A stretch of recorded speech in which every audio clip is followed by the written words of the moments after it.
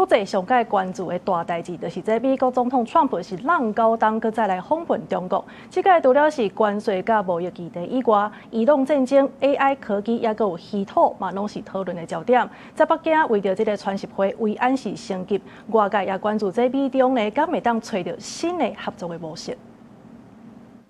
當咧中國進行3天國事訪問的美國總統川普，14透早10點出席中國國家主席習近平佇北京人民大會堂舉行的歡迎儀式。紅毯邊的囡仔甲2個國旗野原歡迎川普。刷落來2個人做伙看儀隊的表演。佇典禮結束了後，展開暗算1點鐘的雙邊高峰會談。共同為中美關係這艘大船領好航、掌好舵。讓2026年成為中美關係繼往開來的歷史性、標誌性年份。You're a great leader. I say it to everybody. You're a great leader. Sometimes people don't like.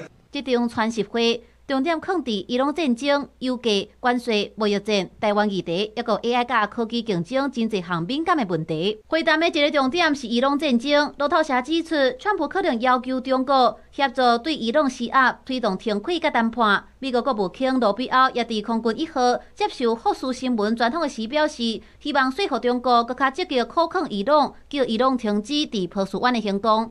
Asia, more than any other part of the world, because it's heavily reliant on the Straits for energy. 會談進前，北京早時伊安是明顯升級，天安門廣場、紫禁城四邊，抑個川普大個飯店附近，攏部署大量的警力甲警車，真濟車路也交通管制，禁止機車、腳踏車在內的所有的車通行。因為川普甲習近平今年的互動可能唔那這屆，外界預估雙方8個月內上濟可能會面4屆。除了這屆北京峰會，川普了後，閣計劃邀請習近平訪問北京。川普本人也可能出席11月佇中國深圳舉行的 APEC 峰會。也那習近平可能佇12月前往佛州德蘭尼出席川普度假村舉辦的G20峰會。公司新聞陳秋梅編譯。